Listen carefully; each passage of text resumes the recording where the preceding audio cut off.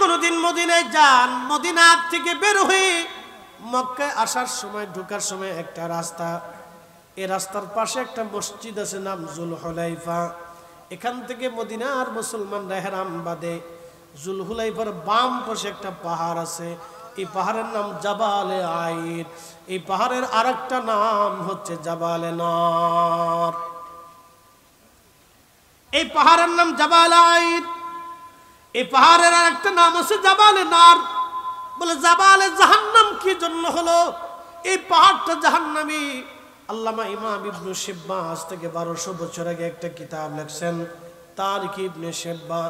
এই কিতাবের মধ্যে তিনি লেখেন, আল্লামা শাইখ আব্দুল হক মুহাদ্দিস দেহলভী জাযবুল কুলুব ইলা দিয়ারুল মাহবুবের মধ্যে তিনি লেখেন, জাযবুল কুলুব ইলা দিয়ারুল মাহবুব। এই কিতাবের মধ্যে তিনি বলতেছেন, তিনি লিখতেছেন, আল্লাহর নবীকে মদিনার দুইটা পাহাড় নবীকে একটা পাহাড় নবীকে ভালোবাসতো। এই পাহাড়ের নাম জাবালে উহুদ।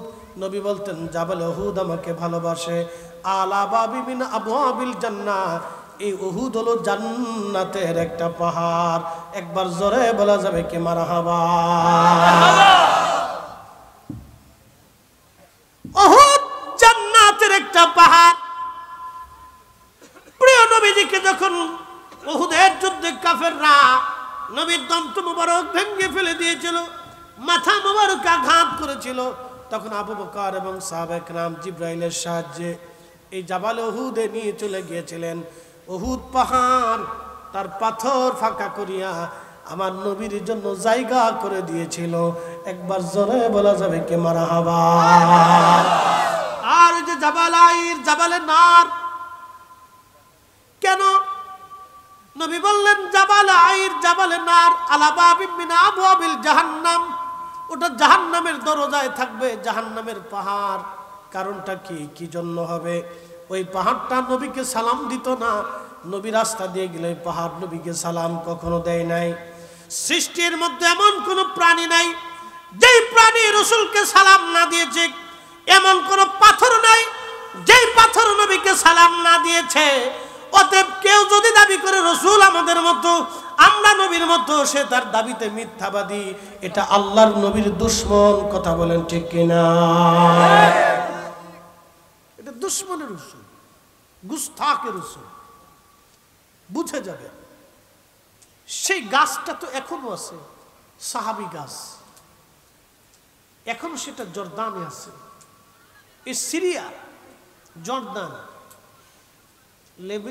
লেবানন, ওমান, ফিলিস্তিন, এই পুরা অঞ্চলটাকে আগে বলা হতো শাম। এই পুরা অঞ্চলটাকে শাম বলা হতো। এই শামের সাথে আরবদের খুব চমৎকার ব্যবসা ছিল। আর এই অঞ্চলে প্রচুর পরিমাণে ফসল হয়। বন্ধু আমার খুব মনোযোগ দিয়ে, ওয়াত্তিনি ওয়াজ-যাইতুনি ওয়া তুরি সিনিন, জয়তুনের তেল এই অঞ্চলে বেশি পরিমাণে হয়।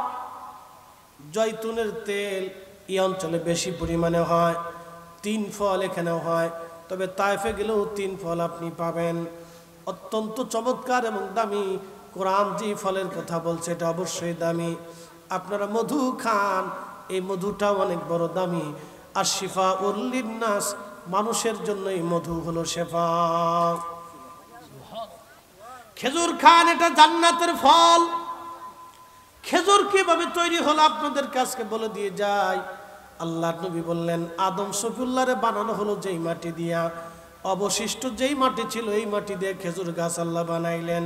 অতএব তোমরা খেজুর খাও, তোমাদের গর্ভবতী নারীদেরকে খেজুর খাওয়াও, তোমাদের বাচ্চাদেরকে খেজুর খাওয়াও, তোমরাও নিজেরাও খেজুর খাও। খেজুর অত্যন্ত পুষ্টিকর এবং স্বাস্থ্যকর একটা ফল। এটা আল্লাহর পছন্দের ফল এবং জান্নাতের ফল। একবার জোরে বলা যাবে কি মারহাবা? আপনারা তো খেজুর খান না, খালি ফুচকা খান, চটপটি খান, আবিজাবি খান। আর ভাতের সাথে কি খান? এটা আপনাদের দেশে খুব পাপড়, পাপড় না, খুব বিরাট প্রসিদ্ধ, যার যার এলাকার সিস্টেম। পাপড় দেখেন যেগুলি পুষ্টিকর এগুলি খাওয়াটা জরুরি, আমাদের প্রয়োজন। আল্লাহ কোরআনে কেন বলেন হালালান তাইয়্যিবান, তুমি হালালটা খাও এবং বিশুদ্ধটা খাও, যেটা খাইলে তুমি সুস্থ থাকবা তুমি সেটা খাও। আমাদের উচিত হলো যেটা খাইলে আমরা সুস্থ থাকবো ভালো থাকবো, আল্লাহ এটা খাইতে কইছে। একসাথে বলবেন না মারহাবা। হাবিজাবি খাইয়ে যদি শরীর অসুস্থ হয় তো দরকার নেই তো। শুনেন, আল্লাহ রসুল 1450 বছর আগে উম্মতকে বলছেন উম্মতের উচিত কিছু না কিছু প্রত্যেক দিন দুধ পান করা। আমাদের দেশের মানুষ দুধ বেশি বিড়ি খায়, কি কথা কর না, দুধ বেশি বিড়ি খায়, দুধ বেশি তামাক খায়, ও ছাতা খেয়ে লাভ কি? আমি একদিন, আমাদের বাংলাদেশে তো পাবলিক টয়লেট বেশি, আপনাদের এই অঞ্চলে পাবলিক টয়লেট খুব কম, তো বিরাট বড় বিপদ, আপনাদের এলাকায় চলাচল করে একটা বিরাট ঝামেলা, হ্যাঁ বিরাট অসুবিধা। আমাদের অঞ্চলে প্রত্যেক স্ট্যান্ড প্রত্যেক পাম্পে পাবলিক টয়লেট পাবে, এবং প্রত্যেক এই অঞ্চলগুলিতে এই একটা সুবিধা আপনি খুব ভোগ করতে পারবেন। তো যাই হোক, এই পাবলিক টয়লেটে ঢুকছি, ঢুকার পরে হন খালি বিড়ির গন্ধ। তো আমি, ওরা 10 টাকা করে, কেয়ারটেকাররা 10 টাকা 5 টাকা করে নেয়, তো কেয়ারটেকারে 10 টাকা দিয়ে বললাম বেড়া বাথরুমে ঢুকিয়ে বিড়ির গন্ধ জ্বালাই তো বাথরুমই করা যায় না, পরিষ্কার করতে আরস না। কে হুজুর আপনার আগে যেটা ঢুকছিল হ্যাঁ তাই বই বলে বিড়ি টানছে। তাই বললাম বিড়ি টানার জায়গা কি বাথরুম রে, কত জায়গা আছে, গাছের নিচে আছে, মান কিছু আছে, রাস্তায় আছে, এখানে সেখানে টানতে পারে, তো বাথরুমে বসে বিড়ি টানলো কে হুজুর? ওই বিড়ি না টানলে বলে ক্লিয়ার হয় না।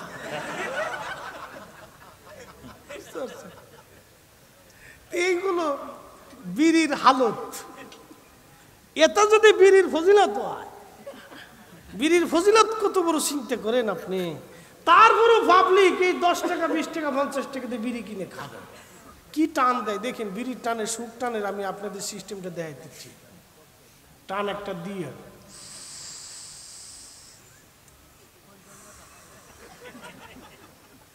মানে যে কি সুখ, উরে বাপরে বাপ, একবার টান একটা দিয়ে বিড়িটা ছাড়তেছে, কি একটা শান্তি। বুঝতে পারছেন এই অবস্থা? তার অর্থ হচ্ছে সে বিড়ি ধরে নাই, বিড়ি তারে ধরছে। তাহলে আল্লাহ কি বললেন? হালালান তাইয়্যিবান, শুধু হালাল না, যেটা তাইয়্যিব বিশুদ্ধ পরিশুদ্ধ বালা, তোমরা এটা খাও। আমাদেরকে ভালোটা খাইতে হবে, পরিশুদ্ধটা বিশুদ্ধটা, যেটা খাইলে আপনার উপকার হবে আপনি সেটা খান, কম খান। 1450 বছর আগে আল্লাহ রসুল বলছেন তোমরা প্রত্যেক দিন কিছু না কিছু দুধ পান করো। আল্লাহ রসুল আরো বললেন হাতের তালুর মধ্যে কেউ যদি মধু রেখে প্রত্যেক মাসে অন্তত একবারও চেটে খায়, আল্লাহ 29 প্রকার রোগ থেকে তার হেফাজত করে। কত প্রকার? 29 প্রকার রোগ।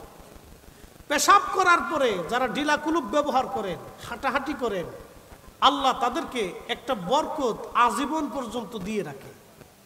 বুঝতে পারছেন? এই মারেফতের কথা শরীয়তে আনা যাবে না। এই জন্য পেশাব করার পরে আপনি ঢিলা কুলুপ ব্যবহার করবেন, এটা একটা বিশুদ্ধতা, শারীরিক একটা সৌন্দর্য এবং পরিশুদ্ধতার দরকার আছে আপনাকে। 1450 বছর আগে অনলি 1% ব্যক্তি, যিনি আমার রসুল আপনার রসুল, এমন বিশুদ্ধ ছিলেন, এতই পরিশুদ্ধ ছিলেন, ওই সময়কার মানুষ জানতো না যে পায়খানা করার পরে ঢিলা করতে হয়।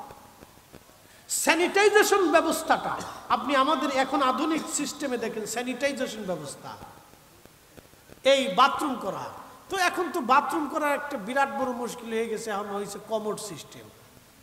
এটার আর এক প্রকারের জ্বালা, কমোড সিস্টেম। এই সিস্টেম নতুন আবিষ্কার হয়েছে, যত অত্যাধুনিক প্রযুক্তি তত অসুস্থতা বেশি। দাঁড়ায় মুতার ব্যবস্থা, বসে মুতার কোনো ব্যবস্থা নাই। সারা এই অঞ্চল দিয়ে ঘুরলাম, এই ফাঁকা জায়গা ছাড়া বসে মুতার কোনো সিস্টেম নাই, সব জায়গায় দাঁড়া মুতার সিস্টেম। আচ্ছা, দাঁড়ায় পোশাক কেন মানুষ করবে বলেন তো?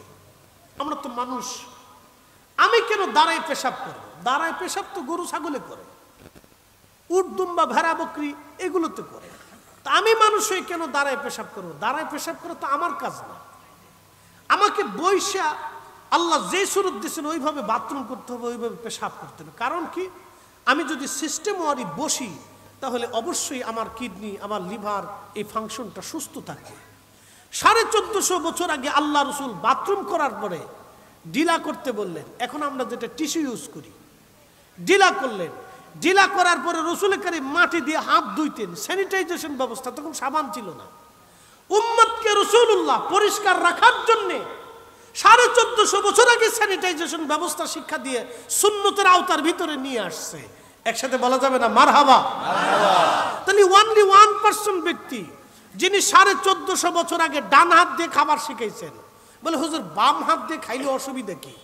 আচ্ছা, বাম হাতটা আপনার কোথায় যায় বলেন তো? এমন একটা স্থানে বাম হাতটা পৌঁছায় যে স্থানটা যদি আপনি দেখতেন তাহলে আপনি ভাত খাইতে পারতেন না। আল্লাহ আপনার চোখটা দিয়েছেন কপালে, কিন্তু স্থানটা আপনার যে পায়ুপথ, যেখান দিয়ে আল্লাহ পয়জনটা, ময়লাটা, আবর্জনাটা বের করে দেয়, এই রাস্তাটা যদি আপনি চোখ দিয়ে দেখতে পারতেন তাহলে আপনি ভাত খাইতে পারতেন না। আপনি বাথরুম করার পর ওই জায়গাটা আল্লাহ আপনার দেখান নাই, কিন্তু হাত পৌঁছাইছেন। কোন হাত? বাম হাত। তো যেই হাত দিয়ে আমি ময়লা আবর্জনা ধরবো, সেই হাত দিয়ে আবার আমি কি করে খানা গ্রহণ করব বলেন তো আপনি? আমি তো মানুষ, আমি তো গরু ছাগল না। 1450 বছর আগে রাহমাতুল লিল আলামিন আপনাকে শিখাই দিলেন তুমি ডান হাত দিয়ে খাবার গ্রহণ করো, কারণ এটা বিশুদ্ধ হাত, তাই কি পবিত্র। একসাথে জোরে বলা যাবে না আল্লাহু আকবার? তাহলে 1% তিনি সেই ব্যক্তি যাকে নির্বাক্যে, নিশ্চিন্তে, যার অনুসরণ করলে পৃথিবীতে সুখ ছাড়া অশান্তি আসবে না। এই যে আপনাদের দেশে, আপনারা সারা ভারতে হিন্দু, মুসলমান, বৌদ্ধ, খ্রিস্টান একত্রিতভাবে বসবাস করে, আমরা বাংলাদেশে আমরা একত্রিতভাবে বসবাস করি, একসাথেই থাকি, হাট বাজার, ব্যবসা বাণিজ্য, লেনদেন একসাথে করতেছি, আমাদের চলতেছে, এটা অনেক ভালো, চলুক না আলহামদুলিল্লাহ। 1450 বছর আগে শিক্ষাটা আল্লাহ রসুল দিয়ে গেছে। আপনার বাড়িতে যদি একজন মেহমান হিন্দু আসে, বৌদ্ধ আসে, খ্রিস্টান আসে, অন্য যে কোনো ধর্মেরই আসুক, ধর্ম মানে না, নাস্তিক, সেও আসুক, তারপরও সে আপনার মেহমান, তার সাথে উত্তম ব্যবহার করতে হবে। এই শিক্ষাটা 1450 বছর আগে আল্লাহ রসুল দিয়ে গেলেন। এক ইহুদি, আজকে যে ইহুদিদের সাথে ফিলিস্তিনি মুসলমানরা যুদ্ধ করতেছে, আসলে ফিলিস্তিনের তো এই যুদ্ধ তো অন্যায় যুদ্ধ না, ফিলিস্তিনিরা স্বাধীনতার জন্য যুদ্ধ করতেছে, এটা আলাদা ফাংশন, রাষ্ট্রীয় বিষয়, রাজনৈতিক ফাংশন, এদিকে যাব না, মনোযোগ দিয়ে। আমি যে কথা বলছিলাম আপনাদেরকে, এই ইহুদি রসুল কারীমের বাড়িতে আসছে মেহমান হিসেবে। আল্লাহ রসুল রাত্রিবেলা তাকে যথেষ্ট পরিমাণে সমাদর করলেন, খাওয়াইলেন। তো বেটা ইহুদি মানুষ খাইছে, কিন্তু খাওয়াটা তার বেশি হয়ে গেছে। তো আপনারা জানেন যে অতিরিক্ত খাইলে ফুড পয়জন হয়। আপনি খাবার খাবেন নির্দিষ্ট পরিমাণে, বেশিও খাইতে পারবেন না, বেশি খাইলে আপনার হজমের সমস্যা হবে। 1450 বছর আগে আল্লাহ রসুল বললেন তুমি এক পেট খাও, আর এক পেট পানি ঢুকাও, আর এক পেট খালি রাখো, জীবনে কোনোদিন তোমার পেটে পয়জন হবে না, পেটে পীড়া হবে না, পেটে অসুস্থতা হবে না। আমরা তো ফাইলি শুধু খালি খাইতে থাকি গরুর মতো।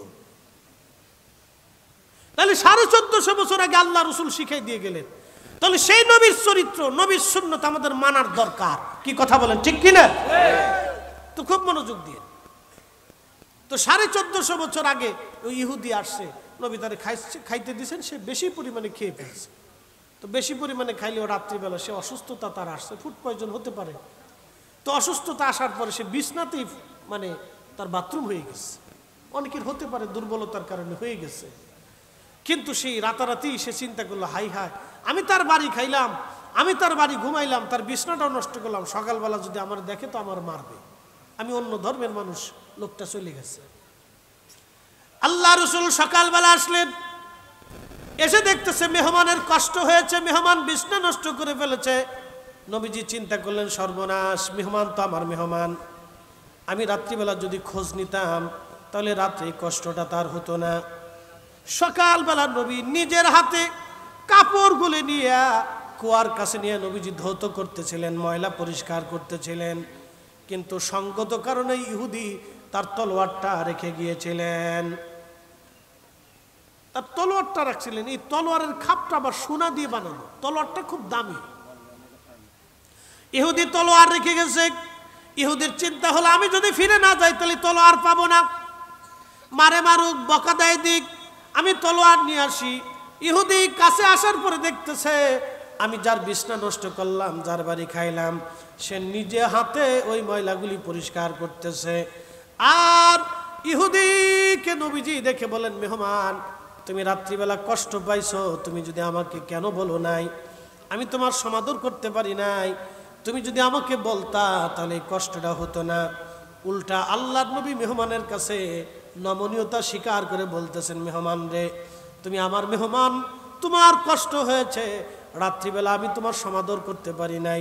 ইহুদি মনে মনে চিন্তা করলো, হায় হায় এত চমৎকার আদর্শ আমি তার বাড়ি নষ্ট করলাম, বিছানা নষ্ট করলাম, সে আমারে খাইতে দিল, তারপরেও সে আমার কাছে নমনীয় হয়ে মেহমানের ইজ্জত সম্মান রক্ষা করতে যাইয়া সে তার অপরগতার কথা স্বীকার করে নিচ্ছে।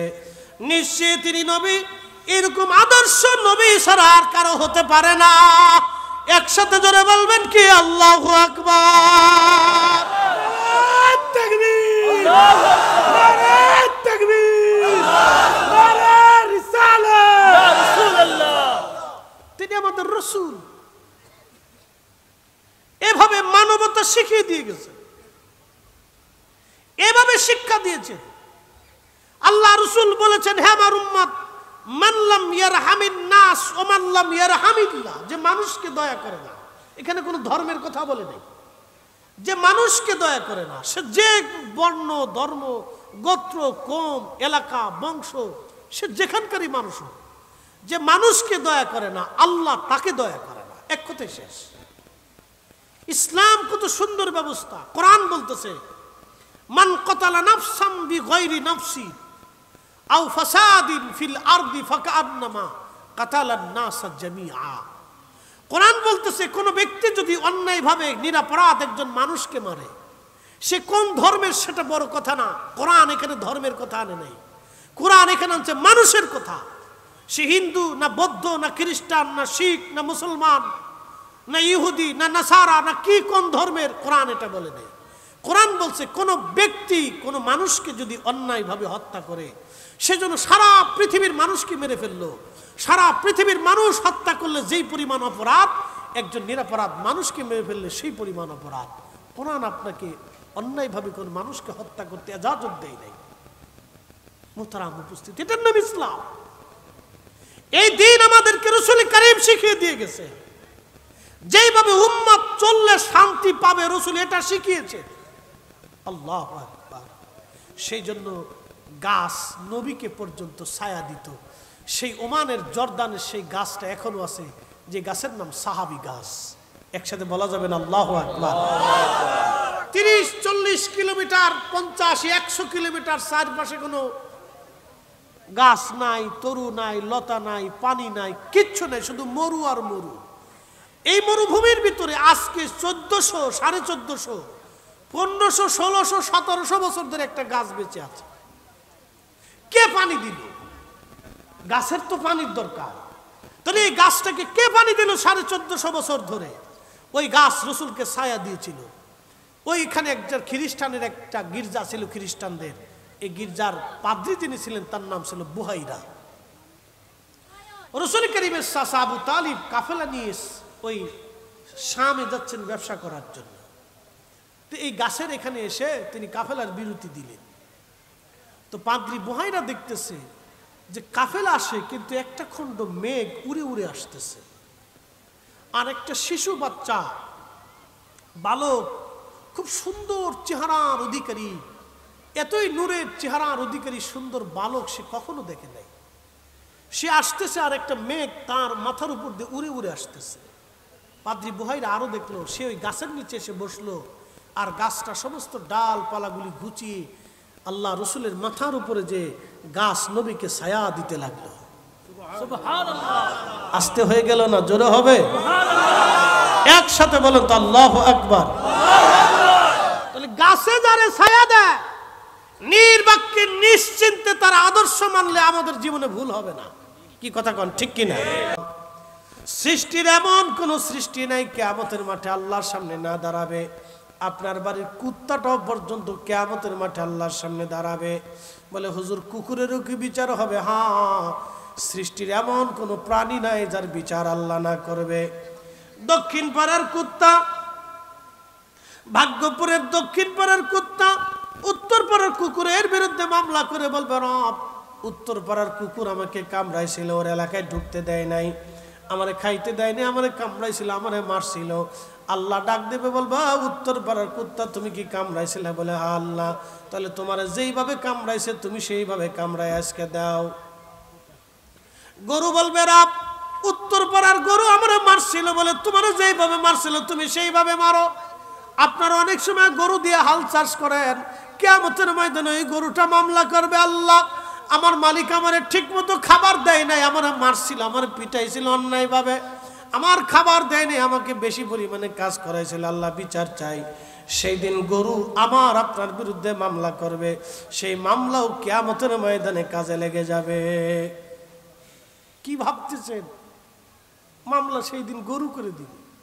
কুত্তা বলবে, আল্লাহ ওর সারা রাত বাড়ি পাহারা দিছে, আমার খাবার দেয় নাই। কুকুর বলবে, রব আমি তার বাড়ি পাহারা দিয়েছি সারা রাত, ও কম্বলের মধ্যে ঘুমাইছে আর আমি মাটির মধ্যে ঠান্ডার মধ্যে কাঁপছি, পাহারা দিছি, আমার সকালবেলা খাবার দিচ্ছে না। আল্লাহ বিচার চাই। সেই দিন আল্লাহ পাক কুত্তার ফয়সালা করে দিবে, আপনার বিরুদ্ধে মামলা হয়ে যাবে, সেই কিচ্ছু করার নেই, এটা আল্লাহর ফয়সালা। সেই দিন পাগলের ফয়সালা হবে, শিশুকালে যারা মারা যায় তাদেরও ফয়সালা হবে। এমনকি বিজবন জঙ্গলে আমাজন থেকে শুরু করে পৃথিবীর এমন এমন জায়গা আছে যেখানে কালেমার দাওয়াত নিয়ে কেউ যেতে পারে নাই, তারাদেরকে আল্লাহ সেই দিন কিয়ামতের ময়দানে ডাক দিবে, শিশুরা তোমরা কেন আমি আল্লাহর আইন মানো নাই? শিশুরা ডাক দিবে, আল্লাহ আমরা ছোট্টকালে মারা গিয়েছিলাম, তোমার আইন মানার মতো সময় আমাদের বয়স হয় নাই, তার আগেই তো তুমি মৃত্যু দিছো। আল্লাহ যদি আমরা যুবক হতাম, বড় হতাম, হায়াত পাইতাম, তোমার আইনগুলি মেনে মেনে আসতাম। আল্লাহ বলবে তোমরা এক পাশে দাঁড়াও, শিশুরা এক পাশে দাঁড়াবে। পাগলকে আল্লাহ ডাক দিবে, পাগল তুমি কেন আমি আল্লাহর আইন মানো নাই? পাগল ডাক দিবে, রব আমি তো মস্তিষ্ক বিকৃত ছিলাম, তুমি যদি আমাকে সুস্থ বানায় রাখতা তোমার আইন আমরা মানতাম, তুমি আল্লাহর প্রতি একই নামতাম। আল্লাহ বলবেন তুমি এই কাতারে দাঁড়াও। যেই মানুষের কাছে কালেমার দাওয়াত পৌঁছায় নাই ওই মানুষকে আল্লাহ জিজ্ঞেস করবে, হ্যাঁ আমার বান্দা দুনিয়াতে কেন তুমি আমি আল্লাহর আইন মানো নাই, আমার কথা তুমি বিশ্বাস করো নাই?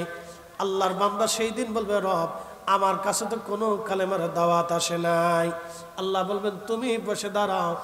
এই তিন দলকে এক পাশে দাঁড়া করে আল্লাহ বলবেন, তোমরা যে কি বিশ্বাস করো আমি যে রব তোমরা কি মানো? ওরা বলবো, হ্যাঁ আল্লাহ আপনি তো রব, আপনি মালিক, আপনি খালিক, আপনি একমাত্র প্রভু, আমরা মানি। আল্লাহ বলবেন তাহলে তুমি আমি হুকুম দিলে কি তোমরা মানবা? বলে হ্যাঁ আল্লাহ মানবো। আমি যা বলবো তাই কি মানবা? বলে হ্যাঁ আল্লাহ অবশ্যই মানবো, তুমি তো মালিক। তখন আল্লাহ বলবে তোমরা এক্ষুনি জাহান্নামে চলে যাও, একজনও দাঁড়াবা না, জাহান্নামে দৌড় দাও। তোমাদেরকে জাহান্নাম দিলাম, যাও এক্ষুনি দৌড় দাও। আল্লামা ইমাম জালালউদ্দিন সুয়ুতি মাসালিকুল হুনাফা বিওয়ালিদাইল মুস্তাফা আল হাবিলিল ফাতওয়া আল মুজাল্লাদুস সানির মধ্যে তিনি লিখতেছেন, তখন একদল বান্দা দৌড় দিবে আর একদল বান্দা দাঁড়ায় থাকবে। আল্লাহ ডাক দেব, ও বান্দারা তোমরা কেন দাঁড়ায় রইছো?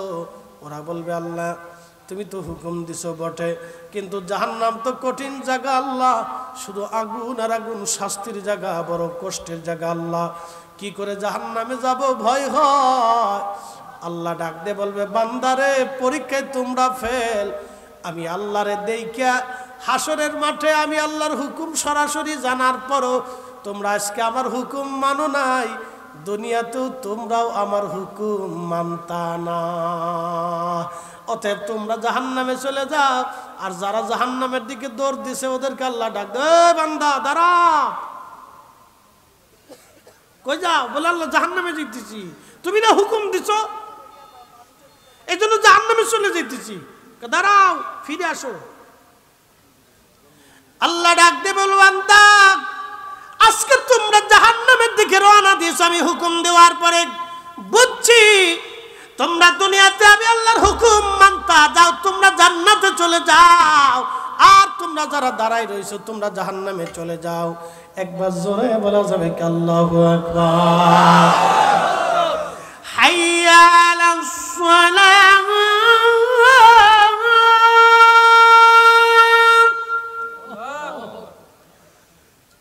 হাইয়া আলাল ফালাহ।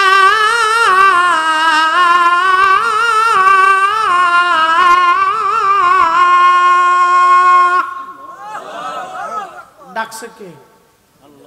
আল্লাহ। মুয়াজ্জিনের ভাষা দিয়ে মুয়াজ্জিন বলতেছে হাইয়া আলাস সালাহ, নামাজে আসো। হুকুম কার? নামাজ পড়ার হুকুম কার? কার? জোরে বলতে হবে কার? তো হুকুম পাওয়ার পরে আমাদের কাজ কি? নামাজে চলে যাওয়া। মালিকের হুকুম মানাটাই হচ্ছে বান্দার কাজ। বুঝতে পারছেন? কিয়ামতের মাঠে আল্লাহ পরীক্ষা করবে, তোরা জাহান্নামে চলে যা। তো একদল জাহান্নামে দৌড় দিবে, বলে তোমরা যাও কে? বলে আল্লাহ তুমি হুকুম দিছো। আল্লাহ বলবে দাঁড়াও, আজকে হাসরের মাঠে আমি জাহান্নামের হুকুম দেওয়ার পরে তোমরা ভয় না পেয়ে জাহান্নামে দৌড় দিছ। তোমরা দুনিয়াতে আজান দিলে তোমরা মসজিদে যাইতা, মাহে রমজানের রোজা রাখতা, আমি যেটাকে হালাল করছি হারাম করছি এটা মেনে চলতা, আমি আল্লাহর আইনগুলি তোমরা মেনে চলতা, আমি আল্লাহর বিধানগুলি তোমরা মেনে চলতা। যাও, আজকে তোমরা জান্নাত দিয়ে দিলাম। এজন্য যেই মুসল্লি মসজিদে এসে নামাজের কাতারে বসে যায়, যে আল্লাহর বান্দা আল্লাহর হুকুম মেনে হালালকে হালাল হারামকে হারাম জেনে নিজের জীবন চালায়, আল্লাহ পাক সে বান্দার জন্য জান্নাতকে ওয়াজিব করে দেয়। একসাথে জোরে বলা যাবে না আল্লাহু আকবার? কথা কি আপনাদেরকে বুঝাইতে পারছি? আল্লাহ আমাদের প্রত্যেকের কবুল করুক, সকলে বলে না আমিন। প্রিয় উপস্থিতি, জাবালে সাবির ডাক দে বলতেছে, হুজুর আপনি জাবালে সৌরে চলে যান। ইতিমধ্যে সৌর নবীকে সালাম দিল, আসসালাতু ওয়াসসালামু আলাইকা ইয়া রাসূলুল্লাহ। জাবালে সৌরে চলে গেলেন গুহার মধ্যে চলে যাওয়ার পরে ওই গুহার ভিতরে হযরত আবু বকর এবং আমার নবী, গুহার যে মুখ ছিল এই মুখের মধ্যে একটা কবুতর উড়ে এসে বাসা বানাইয়া ডিম পেড়ে দিল, আর একটা মাকড়সা এসে পুরা গুহার সামনে মাকড়সার জাল বুনিয়া একবারে পুরা গুহার সামনে ঘিরে ফেলে দিল। একবার জোরে বলা যাবে কি আল্লাহু আকবার? বনের যত পশুগণ ভক্তি করতই দুই চরণ, মেঘমালা ছায়া দিত গায় গো নবীজি, কোন সাধনে পাইব তোমায়। গাছে আল্লাহর সেজদা দেয়, পাহাড় আল্লাহকে সেজদা দেয়। আপনি দেখেন না, কিন্তু আমার রাসূল দেখছে। আল্লাহ নবী হিজরত করে করে করে করে সুদূর মদিনায়